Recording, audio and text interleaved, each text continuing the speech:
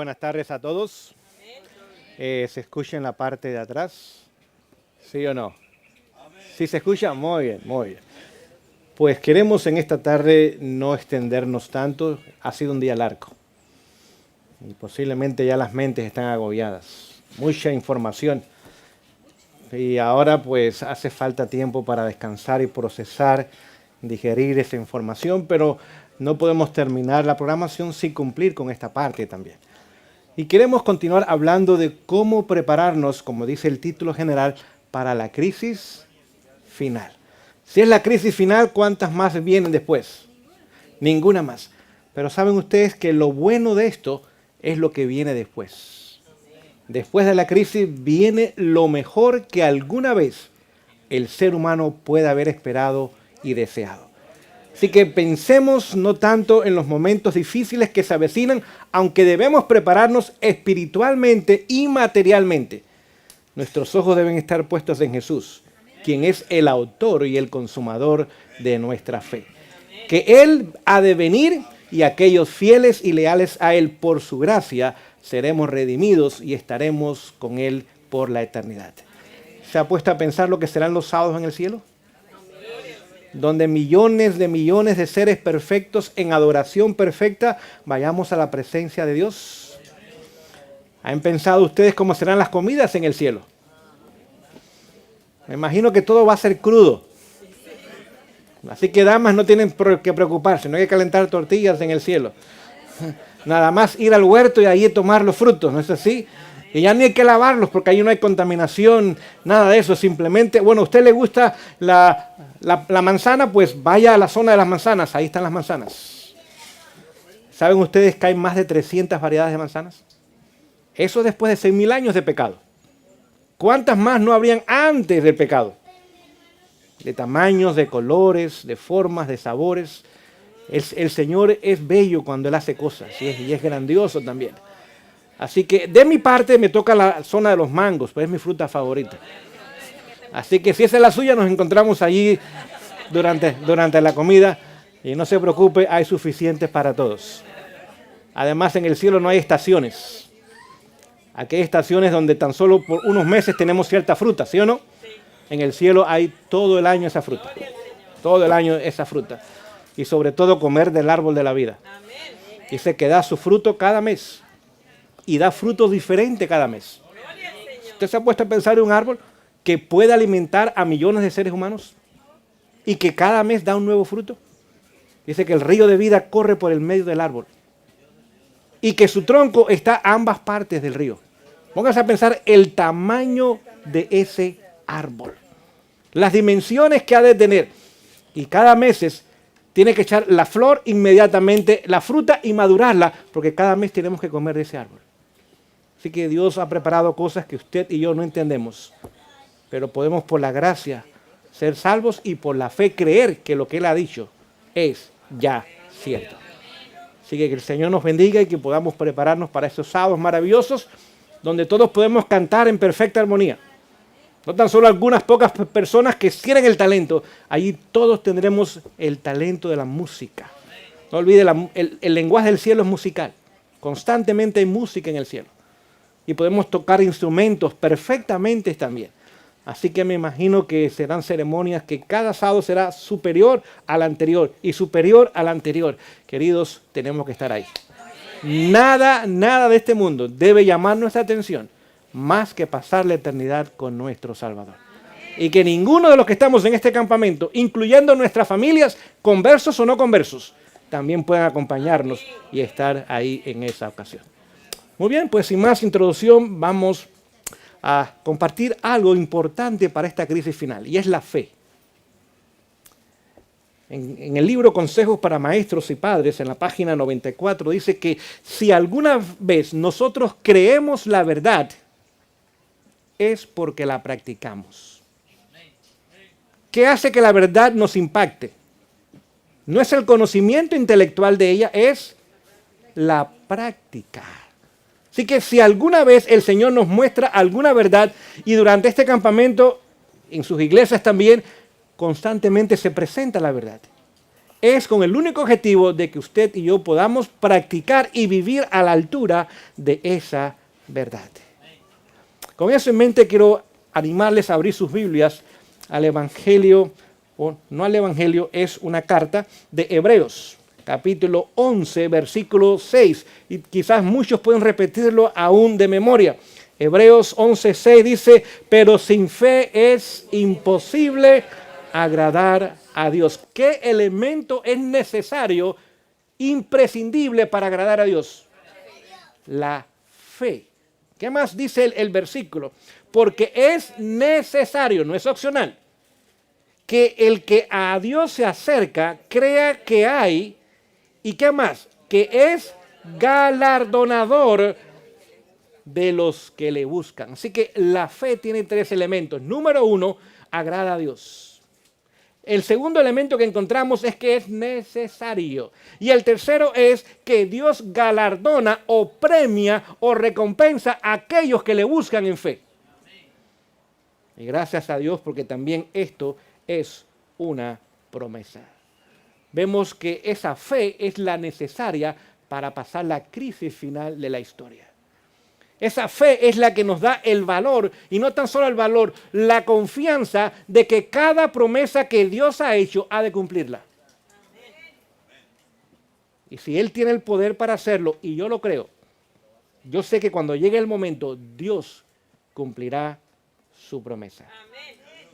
Cada una de ellas vienen acompañadas de su poder omnipotente. Pero para que la fe sea viva, tiene que obrar. ¿Me explico en esta tarde? El apóstol Santiago dice que si la fe no obra, es fe muerta, y que aún los demonios tienen fe y tiemblan, pero no se van a ser salvos. Así que la fe está basada en dos cosas. En primer lugar, la fe que no es genuina está basada en temor. Los que los demonios tiemblan es por lo que les va a llegar. Y saben que les va a llegar. Ellos no tienen duda que les va a llegar y tiemblan cuando piensan en esas cosas. Pero la fe que está basada en el amor, esa es la fe que obra. Es la fe que cumple ahora lo que Dios ha pedido, y en obediencia el Señor ahora trae la recompensa sobre nosotros. Vemos que esa fe es la que usted y yo necesitamos tener. Cada mañana Dios cumplía su promesa de caer maná sobre el pueblo. Cada mañana. Pregunto, ¿el pueblo tenía que hacer algo? ¿Están seguros que no tenía que hacer nada? ¿El maná le caía en la olla a la gente? ¿No le caía en la olla? ¿O en el plato le caía el maná a la gente? ¿Tenía que levantarse? ¿Tenía que recogerlo temprano antes que el sol calentase? ¿Tenía que cocinarlo? ¿Tenía que comerlo? Así que el pueblo hacía lo que ellos podían hacer y Dios hacía lo que el pueblo no podía hacer. En el desierto no puede usted cultivar porque lo que hay es arena. No hay agua tampoco para el cultivo. Exceso de calor por el día y frío en la noche. No es un clima para cultivar, pero Dios podía hacer que cayese maná sobre su pueblo. Si caía el maná y no se recogía, beneficiaba al pueblo. No. Tenía que ir a recogerlo, tenía que prepararlo y tenía que comerlo. Es decir, que lo que usted y yo podemos hacer, el Señor espera que usted y yo lo hagamos. Cuando Jesús resucitó a Lázaro, ¿podían la gente remover la piedra? Pero no podía resucitar ¿a quién? ¿Podía Jesús remover la piedra también? ¿Le sobraba poder? ¿Era más difícil remover la piedra o resucitar el muerto? ¿Y por qué no removió la piedra? Porque quería que el ser humano colaborase con Dios. ¿Quién derrumbó los muros de Jericó? ¿Podía el pueblo hacerlo? No. ¿Podía el pueblo marchar alrededor de la ciudad? ¿Podían tocar las trompetas? Así que el Señor mostró que tenía el poder de hacer lo que el pueblo no podía hacer, pero el Señor esperaba que el pueblo hiciese lo que Dios decía. Si el pueblo no hubiese caminado alrededor de la muralla, las murallas no hubieran caído. No era por falta de poder de Dios, sino por falta de fe del pueblo, que Dios no podía derrumbar las murallas de la ciudad. Y vemos cómo esa es la fe genuina. Dios dice, marchen, el pueblo marchó. Cuando llegaron a las fronteras ahora de la tierra prometida, el río Jordán, Dios le dice al pueblo, los sacerdotes marchen al río, y el río estaba crecido, ¿sí o no? Sí. ¿Podía Dios abrir el río sin los sacerdotes marchar? Claro que sí. ¿Y por qué lo dijo a ellos? Una prueba de fe. Ustedes van a obtener esa tierra, yo se las voy a dar. Pero ustedes necesitan mojarse los pies. Y cuando se mojen los pies, ahora yo voy a hacer lo que ustedes no pueden hacer. Pero el pueblo demostró fe de que iba a pasar el río seco, como pasó el Mar Rojo también. Así que hoy día, cuando el Señor nos da información, y hemos escuchado mucho, la vida en el campo, una dieta más saludable, un vestir modesto, educar a nuestros hijos en casa, todas esas cosas, ¿quién hace la obra? Dios. Pero usted y yo tenemos una parte que jugar. Sí. ¿Por qué? Para demostrar que lo que Dios promete, Dios lo cumple. Pero usted y yo necesitamos hacer la parte que el Señor espera de nosotros. Si yo estoy fumando un cigarrillo, ¿Dios va a mandar un ángel que me quite el cigarro de la mano? ¿Podría hacerlo? ¿Lo va a hacer? ¿Por qué? Me da la información de que fumar causa cáncer y me quita la salud, pero ¿quién debe decidir si fuma o no? Uno mismo. Yo mismo. Si yo estoy mirando allá mi novela o mi película donde hay mujeres desnudas con hombres acostados en la cama que no son sus esposos, donde hay mentiras, donde hay gente matada y hecho pedazos, ¿puede Dios enviar un ángel para apagar la televisión? Sí puede. ¿Lo va a hacer? No, ¿por qué? Porque yo tengo un dedo que puede apagar la televisión. ¿Me explico en esta tarde? Así que Dios da la información. Dios da el deseo. Dios da el poder. Pero usted y yo tomamos la decisión final. Dios siempre hace lo imposible, pero espera que usted y yo hagamos lo posible que está a nuestro alcance. Si usted espera irse al campo cuando tenga $100,000, nunca se va a ir. ¿Saben por qué? No hay ninguna cita que dice cuando llega a los $100,000 se va al campo. No hay ninguna cita que diga eso. Es más, no hay ninguna cita que hable de dinero para ir al campo. No hay ninguna, búsquela. Al menos yo no la he encontrado. No dice, cuando tengan X cantidad de dinero, ahora se van al campo. Esa cita no existe. Porque ir al campo es una decisión de fe. Y el Señor va a obrar cuando usted tome la decisión. ¿Y cómo usted la toma? Si tiene una casa, va a poner un letrero el lunes en la mañana, se vende esta casa. Y nadie dice amén a estas cosas, oígame. Yo quiero que ejerzan la fe de ustedes y no les animo. Así que si usted, mi casa la comienzo a vender esta semana. Señor, véndela y dame lo que yo necesito para ir al campo.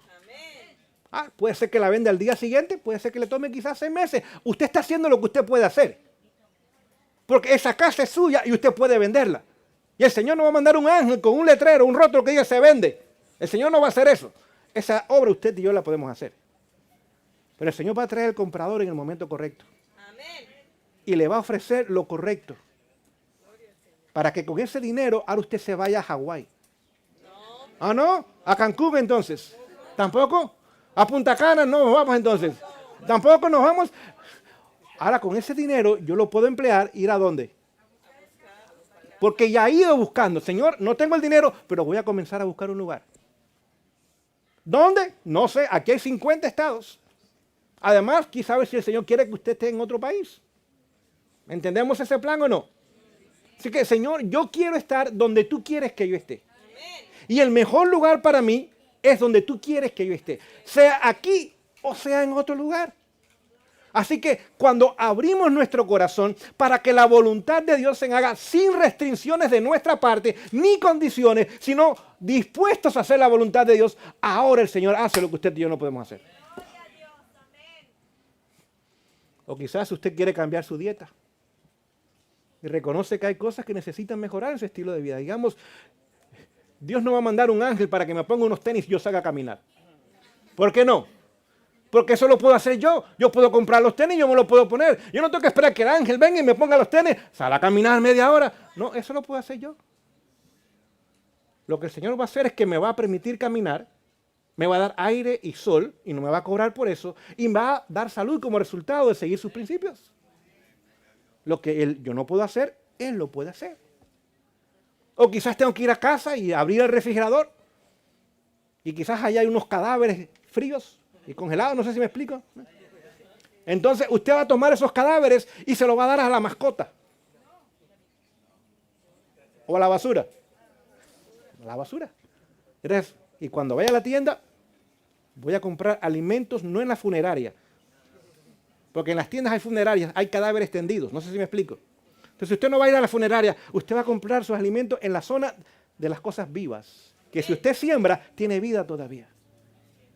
Ahora no ve, el Señor nos va a dar el deseo del cambio, nos va a dar el poder para hacer los cambios, pero usted y yo tenemos que tomar la decisión. O quizás usted quiere educar a sus hijos en casa. Y usted dice, eso es muy difícil. Yo no soy maestra. Bueno, déjenme preguntarles, Jocabed, que era esclava, era maestra en Egipto. Y educó a 3 hijos. Ya uno está en el cielo. Aarón fue sumo sacerdote. María fue profetisa. Hizo buena obra esa mujer. Una esclava sin títulos y sin dinero y sin presupuesto y sin internet en Egipto pudo educar 3 hijos y uno de ellos ya está en el cielo.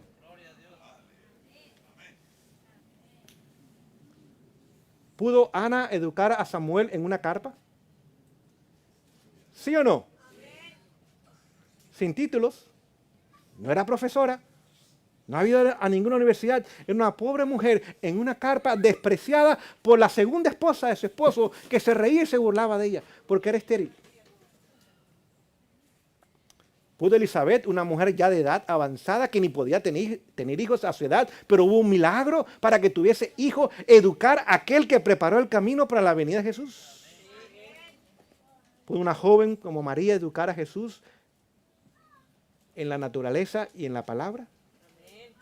Si esas mujeres sin títulos, sin dinero, sin profesión, sin internet, sin computadora, sin nada de eso, pudieron hacer una obra especial a favor de sus hijos, ¿podrá usted hacerlo?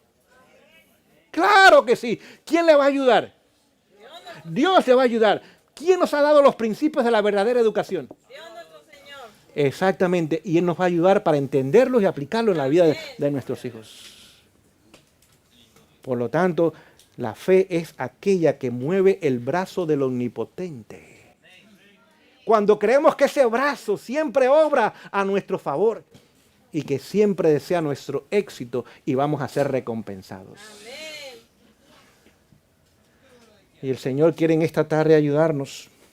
Ya cuando nos acercamos a terminar el día de sábado, para que por la fe usted y yo podamos tener una semana en victoria sobre el pecado.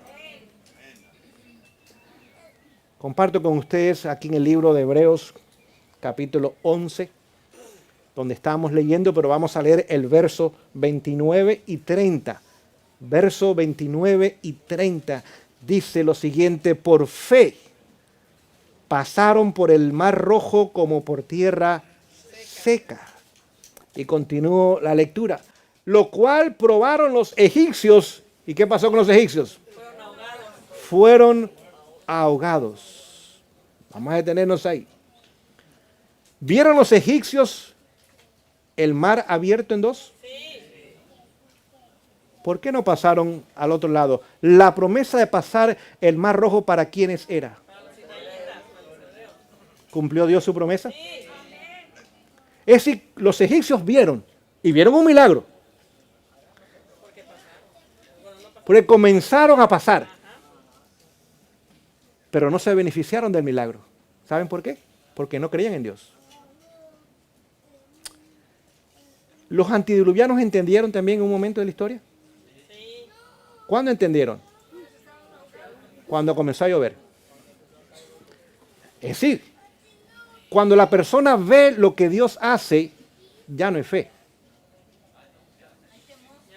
Hay temor. El temor de la fe de los demonios. Cuando la persona cree que Dios lo va a hacer antes de hacerlo, cuando lo haga, Dios le da la victoria. Es lo que Dios quiere para nosotros también. Dice que pasaron ellos por el mar rojo. Los egipcios vieron el mar abierto, comenzaron a pasar, pero se ahogaron en el mar. Vieron, pero no creyeron. Los antediluvianos vieron el diluvio, pero no creyeron en la preparación para entrar al arca. Y para ellos fue de maldición, para Noé su familia fue de bendición. Vamos a leer el siguiente versículo, el 30, dice lo siguiente. Por fe cayeron los muros de Jericó, después de rodearlos 7 días. Entre el Mar Rojo y Jericó, ¿cuántos años pasaron? No se preocupe, aquí está la respuesta. Vamos a leerla para que podamos entenderla en el mismo libro de Hebreos, capítulo 3. Mismo libro de Hebreos, capítulo 3.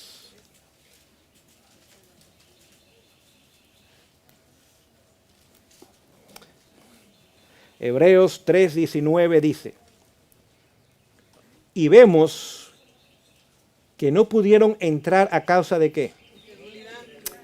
Ok. ¿Cuánto tiempo les tomó entre el Mar Rojo y Jericó? ¿Cuántos años? 40 años, correcto. ¿Saben ustedes que la Biblia dice que la trayectoria tomaba 11 días? 11 días. ¿Y por qué tomó 40 años? Lo acabamos de leer. Por su incredulidad. El plan de Dios era haber introducido a su pueblo mucho antes a la tierra prometida. Pero tuvieron que vagar, ¿cuánto? 40 años por su incredulidad. Aunque vieron el milagro del Mar Rojo, no creyeron que Dios podía darle la tierra y conquistar a los gigantes, ¿sí o no? Sí. Y tuvieron que vagar 40 años en el desierto. ¿Saben ustedes qué sucede cuando nosotros no creemos a las promesas de Dios? No se cumplen. No porque Dios no puede, sino porque nosotros no permitimos que Dios cumpla su promesa. Vamos a leerlo. Hebreos 3, donde estamos. Dice lo siguiente, verso 12. Hebreos 3:12 dice, mirad, hermanos, que en ninguno de vosotros haya corazón que malo de incredulidad para apartarse del Dios vivo. ¿Qué trae la incredulidad al ser humano? Corazón malo. Y ese corazón malo, ¿qué hace con nosotros? Nos aparta, lo acabamos de leer, de Dios. De Dios. Cuando nosotros permitimos que la duda, que es como Satanás comienza a trabajar. Primero es la duda. Esa duda, si la acariciamos en nuestra mente, llega el momento que la creemos. Y en vivir ahora en la fe, estamos viviendo en el temor de que hay cosas que yo no puedo resolver. Señor, ¿qué voy a hacer? Mejor me quedo como estoy.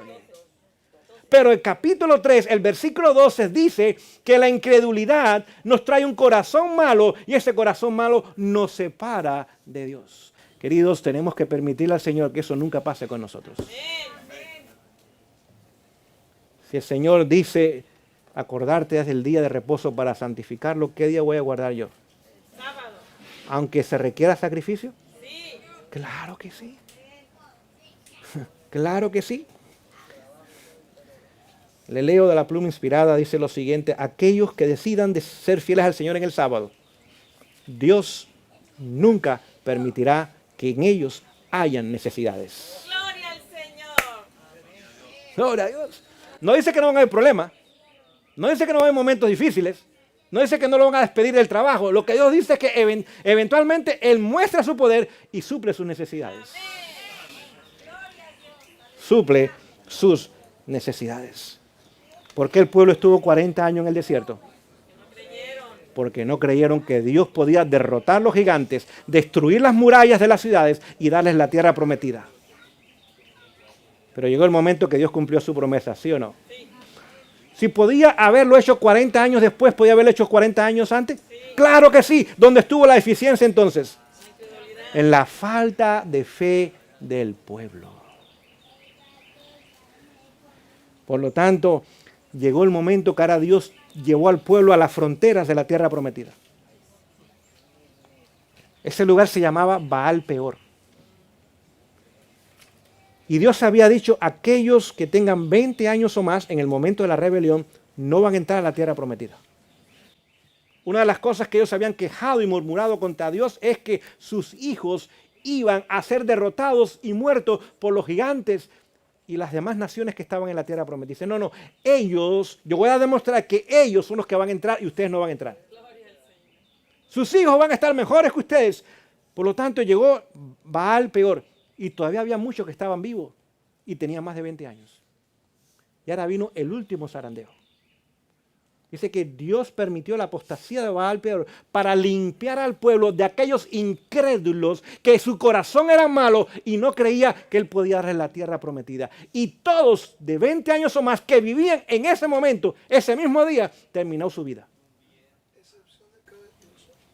Con excepción de Josué y de Caleb.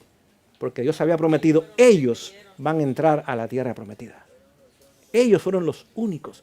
Porque ellos creyeron, aunque la mayoría quería apedrearlos aún, junto con Moisés y con Aarón, de que Dios podía darle la tierra prometida.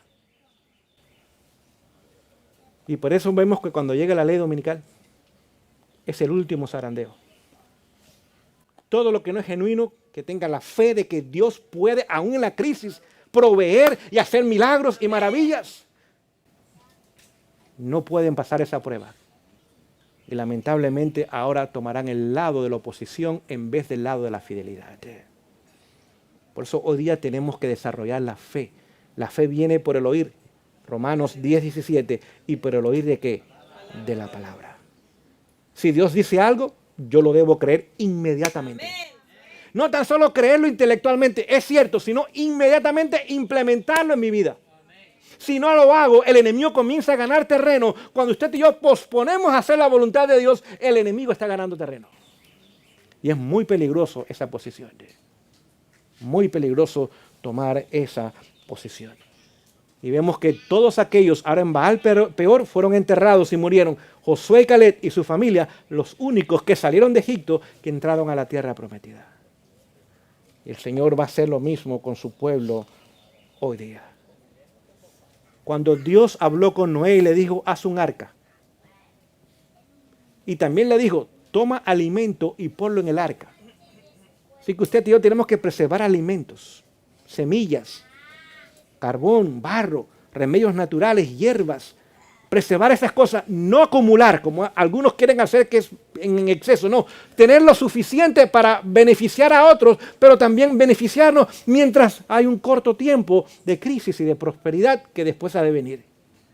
Le dijo, pon comida en el arca, será para ti y para los animales. Dios le dio instrucción clave a Noé de qué debía de hacer. Piensen ustedes que Noé comenzó a edificar el barco en el año 119. No, hubiera sido muy tarde. En el momento que Dios dio la orden, al día siguiente Noé estaba en Home Depot comprando clavos y maderas y cosas para hacer el arca. El día siguiente. Y quizás no tenía dinero, pero dice, no importa, el Señor va a proveer. Si usted lee el capítulo del diluvio, dice que Noé invirtió todo lo que tenía en el arca. Su cuenta quedó en cero al final. Pero ¿fue un gasto o una inversión?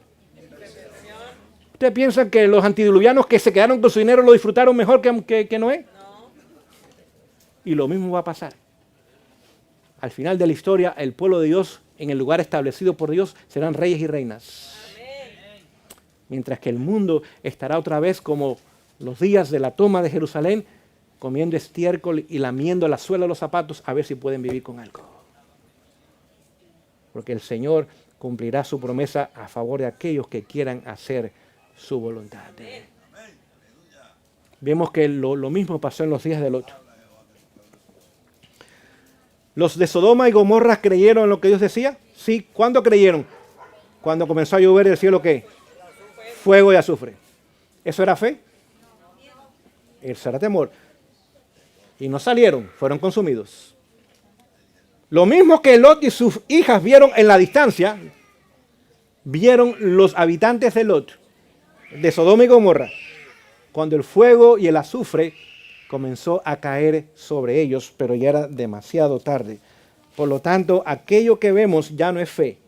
Aquello que vemos simplemente es evidencia de que Dios está actuando y que ya es demasiado tarde para aplicar y beneficiarnos del uso de la fe. Quiero compartir con ustedes esta declaración. Ya quiero terminar. Como dije, no es mi deseo tomar mucho tiempo, el día es largo, pero quiero compartirles del deseado de toda la gente una hermosa declaración que habla de la fe en la página 170. Cuando acudimos a Jesús con fe, ¿qué condición hay? Fe. Escuche, toda petición alcanza el corazón de Dios. ¿Puedo yo pedirle a Jesús que perdone mis pecados? Sí. ¿Ha prometido hacerlo? Sí. Claro que sí. ¿Puede Jesús restaurar mi matrimonio? Sí.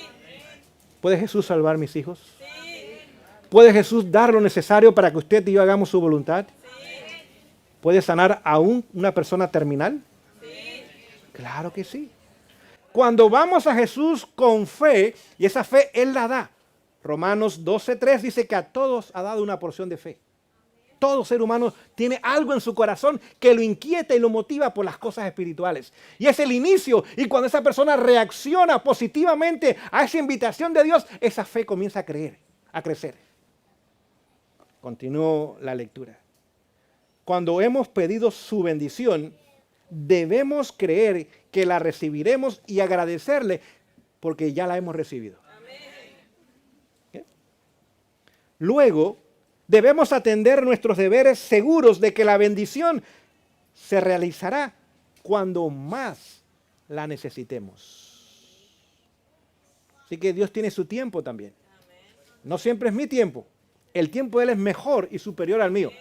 Y la fe puede esperar hasta que Dios obre. ¿Recuerdan cuando Jesús le dijeron que Lázaro estaba enfermo?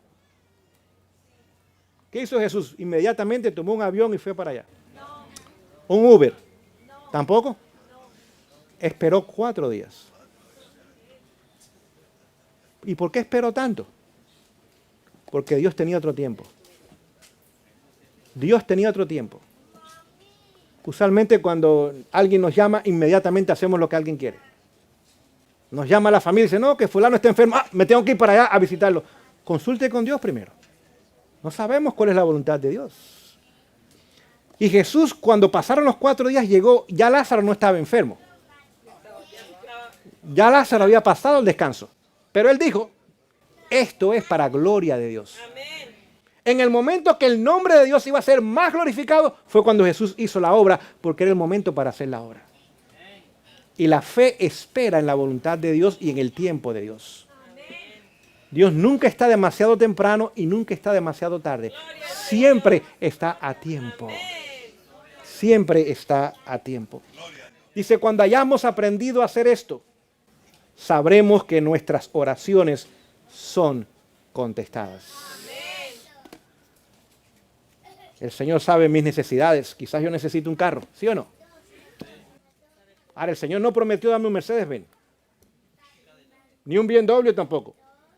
Me prometió quizás que si yo no necesito, va a proveer transportación. Y quizás me dé un Toyotita. Amén. Amén. Si eso es lo que yo necesito, pues alabado sea el nombre del Señor. No tengo que tener un Mercedes-Benz, pero Dios me está bendiciendo, ¿no? Quizás Él quiere el Toyotita porque va a durar más tiempo, hay menos seguro para pagar, menos mantenimiento para hacer y me voy a mantener humilde. Si yo tengo el Mercedes-Benz, pues voy a pensar que soy gente importante entonces. O quizás me dé una bicicleta. Lo que Él decida. En su tiempo lo va a hacer y será de bendición para cada uno de nosotros. Quiero terminar en esta ocasión invitándoles a permitir que esa fe que ya el Señor ha puesto en nuestros corazones pueda crecer. No sé, no conozco qué desafíos usted trajo a este lugar, pero estoy seguro que todos, yo los traje también, tenemos desafíos en nuestra vida. Desafíos en nuestros matrimonios, desafíos en nuestros hijos, desafíos en nuestras finanzas, desafíos en nuestra salud, desafíos con nuestro carácter, desafíos con vecinos o compañeros de trabajo o de estudio. ¿Quién sabe cuántos desafíos usted y yo tenemos en la vida? ¿Dios los conoce? Sí. ¿Tiene respuesta para ellos? Sí. ¿Hay solución para nuestras inquietudes? Sí. ¿Aún el fracaso está dispuesto a levantarnos? Ahora, ¿qué debo hacer yo entonces? Confiar en Él. Confiar en Él. Y el Señor obrará. Ahora el Señor cumple sus promesas en armonía con la obediencia. Y cuando yo estoy dispuesto a obedecer lo que el Señor dice, el Señor ejerce ahora su poder y obra a mi favor. Que el Señor nos bendiga en esta nueva semana. Que podamos regresar a nuestros hogares diciendo, Señor, cada vez que me muestres algo, inmediatamente lo creo e inmediatamente lo pongo en práctica en mi vida.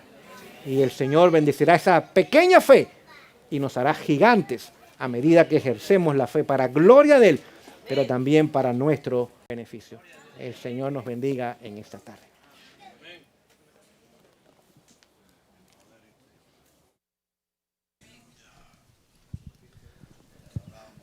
Vamos a terminar con la oración para terminar el culto el día de hoy y también las horas de sábado.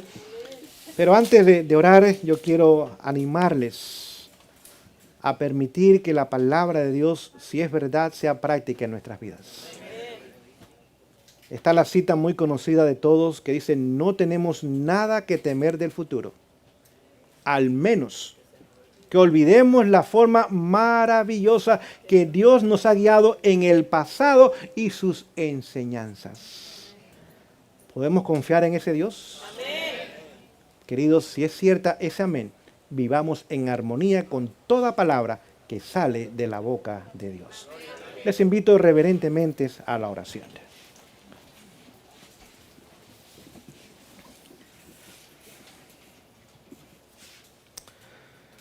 Oh Dios, en esta tarde, cuando terminan las horas del sábado, comienza una nueva semana. Hemos estado aquí en tu presencia estudiando tu palabra y los escritos inspirados, recordando, Señor, tus promesas. Hay más de 5,000 promesas en tu palabra, Señor.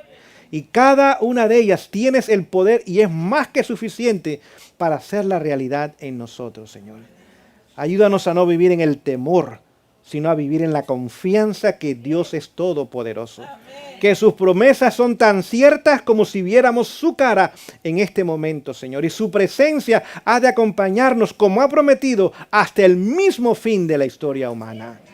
Señor, ayúdanos a pesar de los días difíciles que se avecinan, a no vivir atemorizados por ellos, sino confiados de que ya nos has dado el plan y la solución y ya tienes la respuesta y también la victoria para compartirla con tu pueblo. Seamos obedientes, seamos leales, seamos fieles a ti, podamos ser conocidos como hombres y mujeres íntegros, transparentes de un testimonio cristiano. Eso es lo que el mundo necesita hoy día. Bendice a cada hermano y hermana que está aquí presente, aquellos que nos escuchan a través de las redes sociales, Señor. Bendice el resto de este campamento que en unas horas de terminar y los demás campamentos que tomarán lugar durante este año también, Señor. Señor, rogamos que en tu nombre y para gloria de tu nombre, Señor, este pueblo sea fiel y leal a ti. Oh, Señor, suples nuestras necesidades. No nuestros deseos, nuestras necesidades. Y que estemos satisfechos y contentos con las bendiciones que nos das constantemente. Perdona nuestros pecados del día de hoy, Señor. Límpianos con tu sangre, cúbrenos con tu justicia. Esto rogamos, esto pedimos en el nombre de Jesús. Amén.